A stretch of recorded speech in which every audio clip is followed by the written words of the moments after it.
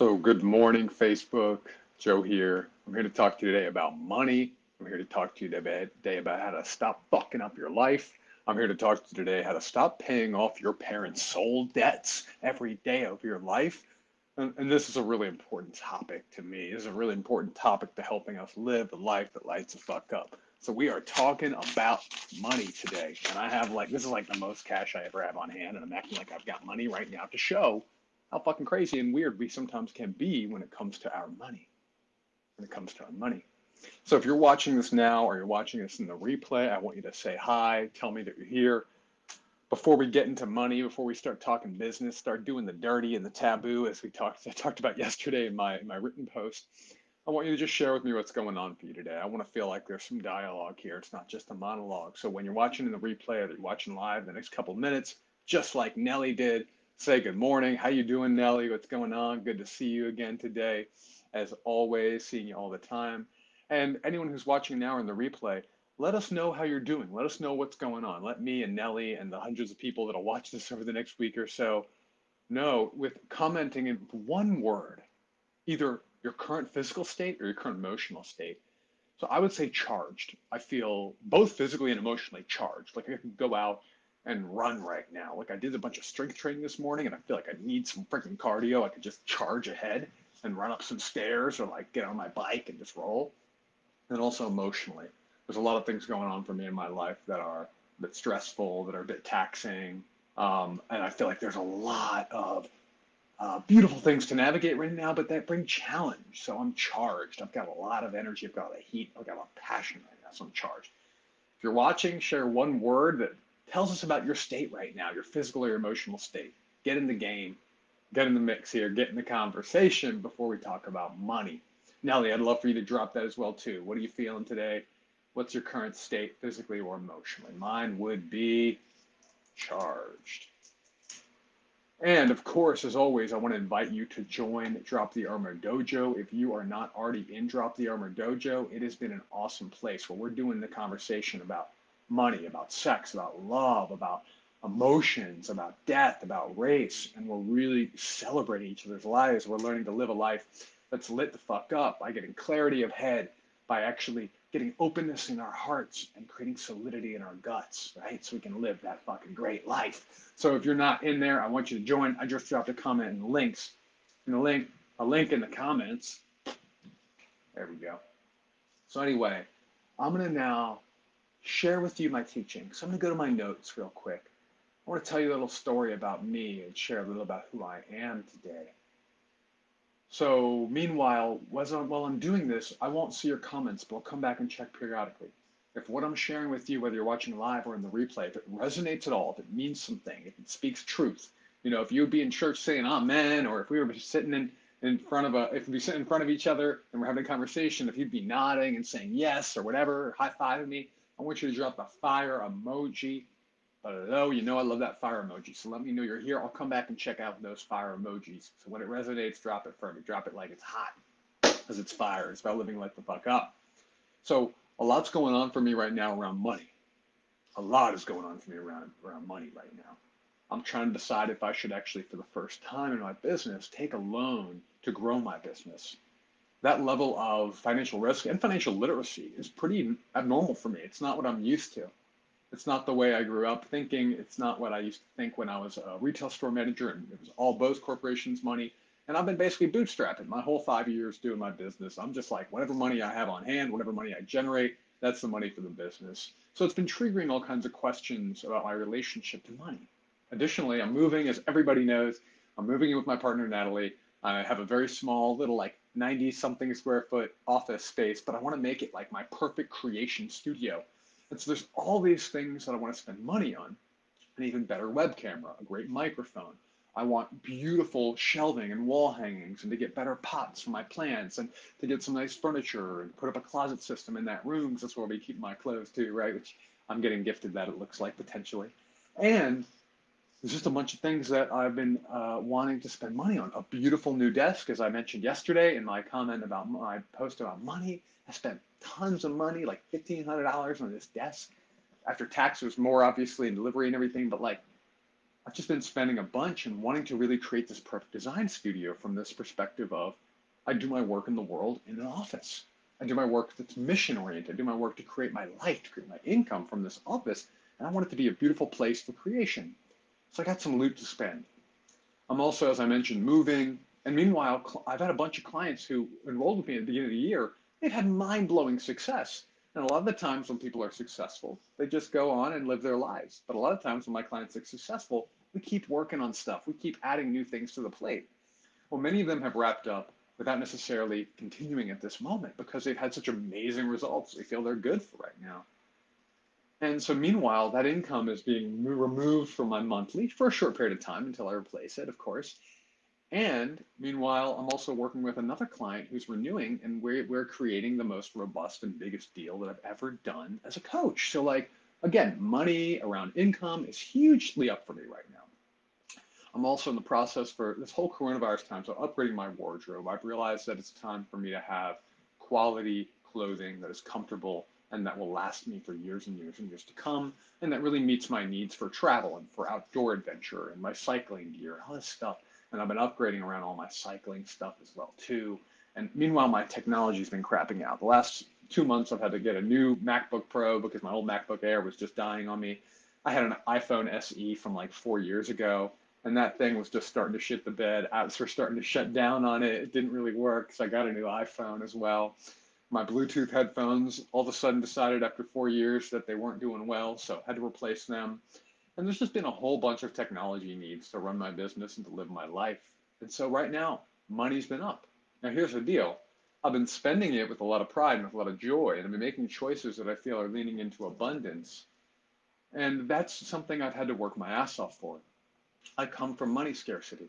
My parents always had enough money, but my dad specifically always acted like we had none.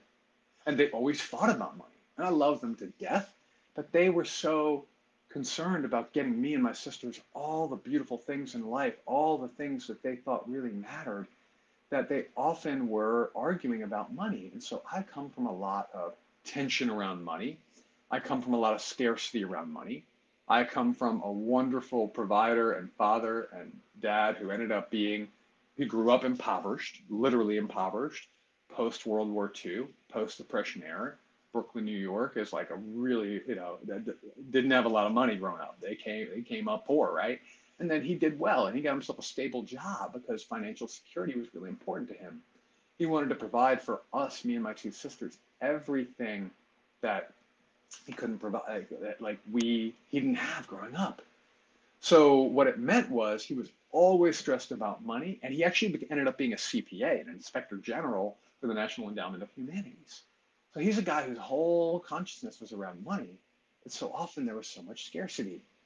Now, throughout my life, I've been paying his and my mom's emotional soul debts because of they both were poor growing up. They really were. And they both had like a decent middle class income to raise us kids. So meanwhile, I know that I am going to continue to show up with confusion and with scarcity and with it getting in the way of my relationships and with it keeping me from figuring out how to grow my business and how to feel settled if I don't do the work on my money consciousness. Now, I've done the work on my money consciousness, and I'm going to continue to do the work on the money consciousness, and that might go on till the day I die. But I've done the work to know what are the behaviors that show up because of the soul debts and because of the scarcity and because of the patterns and habits that were modeled for me as a child, right? And I've done the work to look at how as an adult I show up around money, and I know the ways that I get myself into patterns and into traps. I've done the work to understand how do I create a philosophy around money and around value and around my value and around my work in this world that really aligns for me and creates abundance and peace and clarity. Not all the time, but most of the time. When I get regrounded back into that personal philosophy, it's beautiful and it helps me grow. So it's really important we do the work because when I'm unconscious, I fall back into money scarcity, right? And when I'm unconscious, I fall back into creating arguments with myself or with a partner about money, or I get into a place where I'm worried about spending money, even though I know I've got to spend it to make it. The reality is I get bound up with their old consciousness and my conditioning from growing up that the world provided for me and that my family provided for me. And then I feel bound by money rather than feeling security and freedom and aliveness and joy around the act of creating money, around the act of receiving money, and around the act of spending money so it can go back into the universe and into the world. My personal philosophy is that money is a symbolic substitute for love and for energy. Each of us decides that we are going to put forth some sort of effort to create value in this world. And in one way or another, we get rewarded with money. And when I go and take these energy packets, these love packets, these creativity packets, these value packets, and then I get to go spend the money on the things that I think will make me happy. So my philosophy on money is that I never want to be identified with it personally. I want to make enough of it to have an abundant life, to do the things I love. But I never want to be afraid of losing money or of spending money. I want to be willing to take risks with money because I know at the end of the day, I believe in my capacity to generate it doing this coaching work that I fucking love so much. So that's part of my philosophy around money. And what I want to let you know is that it's not just me, it's all of us. If you don't go and do the work like digging on your money shadows, if you don't go and do the work to look at your philosophy of what is money, what does it actually represent? Like, what the fuck is this thing that we keep sending around as these digital zeros and ones and as these pieces of fucking green paper, right? Like, what the hell is it on a deeper level, on a soul level, a spiritual level, on a psychological level? What is it to you? What is it to you?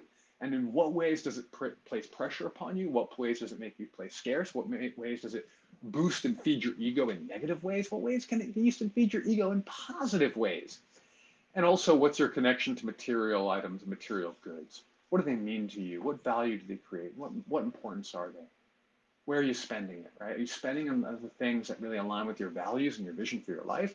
Are you spending it in old ways that are based in your need for validation? These are important questions. And if you don't start to ask them, money will ruin your fucking life and you'll continue to pay the soul debt dollars, right? The soul debts of your parents, of your family, of the generations that came before you. I'm not willing to do that. I'm not willing to pass that on to the next generation. But you know what? My clients aren't other, right? Aren't as well. My clients often have the opposite of money conditioning and money consciousness that I have. I believed that I couldn't make much money growing up when I was young because I thought I was stupid, because I thought I was told I had learning disabilities, because I don't fit into academia. And the belief system that was delivered to me by the world is that I need to be a really good student. I need to get into a good college. I need to get multiple higher education degrees or I'll never make good money in this life. I thought that I couldn't create value. So I assumed I wouldn't make much money. So I disconnected from the need to make much money or be overly identified with the value I create professionally at a young age. So I got that gift of no belief, no hope. That was actually a gift that gave me something. But my clients are often the opposite. My clients are often people who've been really successful in their professional life. They've been much more successful financially than I was in my past life. They often have the opposite problem. They're taught that money is what makes them feel valuable, that earning at a job is what makes them lovable by their families, that succeeding professionally is the thing that really matters. They attach their identity to it, and they create scarcity when they actually have literal abundance of money. We do the work to deconstruct that kind of relationship with money, and it has extraordinary results. So I have this client, Jimmy, right? And Jimmy, we had a deep conversation because right before our session, he was just yelling at his kids because his kids were doing stuff that all dads yell at their kids for. Leaving the window open in the summer, leaving the lights on, leaving milk out so it got spoiled and it got to get thrown away. And so with him, with Jimmy, we had to do deeper work to understand what is it that you're really asking your kids to do? What is it that's really going on? I had to ask him a bunch of deep questions to dig deeper into what is it confronting within you when they do this? Can you afford the money that they are wasting? Yeah, he could. So what's really going on? And when he says stuff like, it's disrespectful to me, I don't let him off the hook. I don't let him land there, right? Because the reality is it's not about respect. It's about values and it's about validation and it's about love and it's about vision for his life with his family. He couldn't see it. He was just stuck in the old conditioning that if they spend the money that I'm making frivolously, if they waste the money that I'm making, they're disrespecting me. So we got deeper. We got into the roots. We got to understand and see how, for him, he has worked so hard to create money. and to generate money. And he's so good at what he does, and he loves what he's doing, so that when his kids or his wife do things that in his reality, not reality, but his reality, look like they're wasting his money, then he doesn't feel loved. He feels like they're telling him that his life energy doesn't matter, and that all he does is put forward his life energy to create abundance and financial security and comfort for them. And in that one session, he had a transformative breakthrough about his relationship to his kids and about his relationship to money. He literally learned in that moment to approach his kids differently and to ask them different questions and to try and teach them a different way to relate to him and his money and their money. And we workshop ways that he can express this, and it's been working for him, and it's changed his life. I got another client. A client name, we'll call him Joe, right? Because it's not me, but call him Joe. He has a J name too. I like a lot of J names for some reason, just seem to attract him. And here's a guy who has millions of dollars in the bank. He just paid for a house, and it's fully paid for. And he's in this position where he wants to get out of this business that he's a founder and co-owner of. It's sucking the life out of him. He doesn't feel excited by it. He doesn't feel lit up, and this is why he's hired me. And a few months in, he reminds me that he just has to stay until March. And then maybe after March, he may have to stay until April. And if he may stay until April, then it might turn May or June. But meanwhile, he's hired me to help him leave because he knows he wants to leave, because he knows he wants to set up a new business doing what he really loves and speaks to the man he's become. And there was a conversation where he said to me, look, if I wait till February, there'll probably be a huge windfall. My company will win and close this deal, and I'll earn like $400,000 from it. And then I'll have this tax liability taken away from me because of the way the deal is structured. And I literally had to corner him and just say, dude, so you want to wait until March to go live the life that you love because you believe you may get a few $100,000. Well, how soon after that will you have the next potential to make a few $100,000 or $100,000 or $50,000 or some sort of amount of money that feels too hard to walk away from? In that moment, he realized he has enough money. I confronted him about how much money he has. He's got enough money to pay for his family for years. But the reality is he was acting like if he doesn't get this little extra amount, that he is worthless and that he's risking his family's life. Now, that was totally unfounded in a reality that makes sense for him. It was disconnected from his values. It was disconnected from his vision from the world. But he gets so much validation from earning money that we had to unpack that, deconstruct that. And I had to look him straight in the eye and say, you've got enough cash. If you really want to leave, I need you to make sure that you never use that excuse again with me. Literally at that point was when he committed to putting the date on his calendar to go talk to his partners about leaving. And he left, and he's been happy. And for about a year now, he's been building life with a new business, with a new consulting company. He's been taking time off. He's been spending time with his family, though he's wanted to do for years, and it changed his life.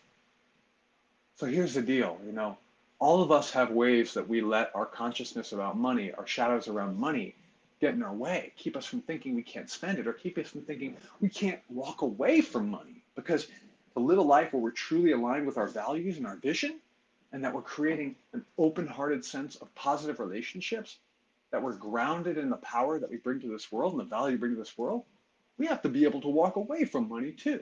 We have to be willing to say, I don't need this if it compromises my values, my ethics, my priorities, or my vision. We have to be able to say, I know I can go create it somewhere else. I don't need this. I won't let this cash amount bind me, right? So we all do this. When have you let your relationship with money create more stress or more scarcity-based thinking in your life?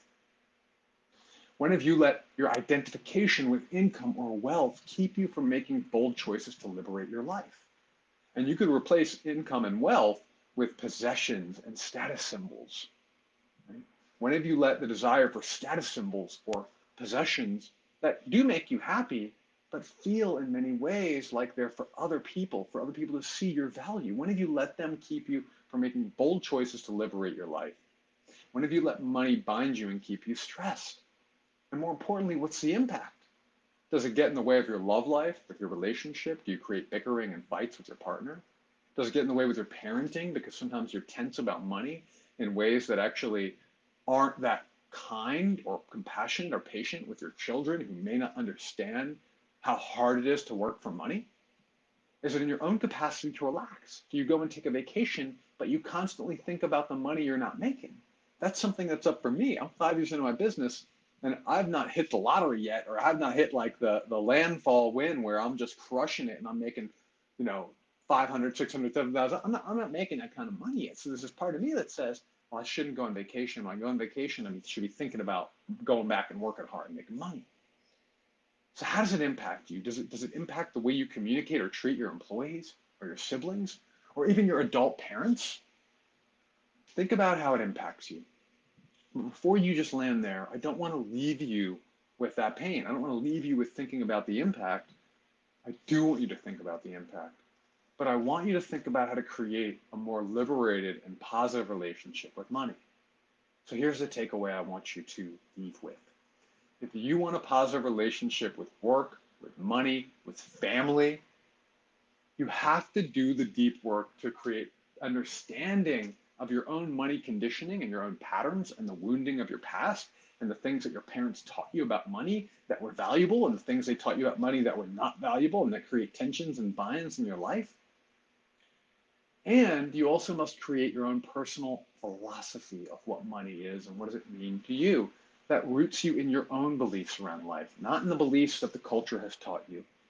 Money is not something to consume.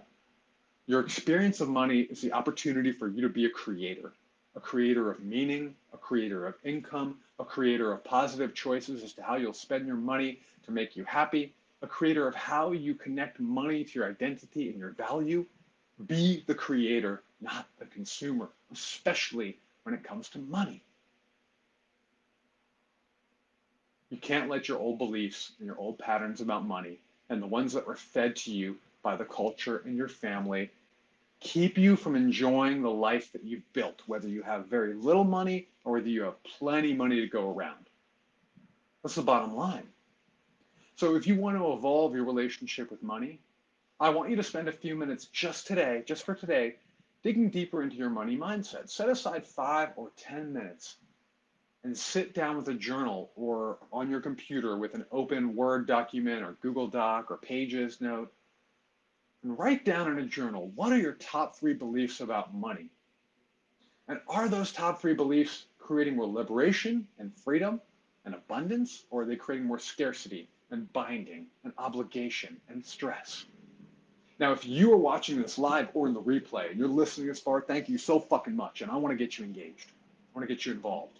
If you're watching this far and you're willing to take 5 or 10 minutes today to write down your 3 beliefs, the top beliefs about money, and yes or no, they're helping me or they're hurting me, I want you to hit me with the word beliefs in the comments below.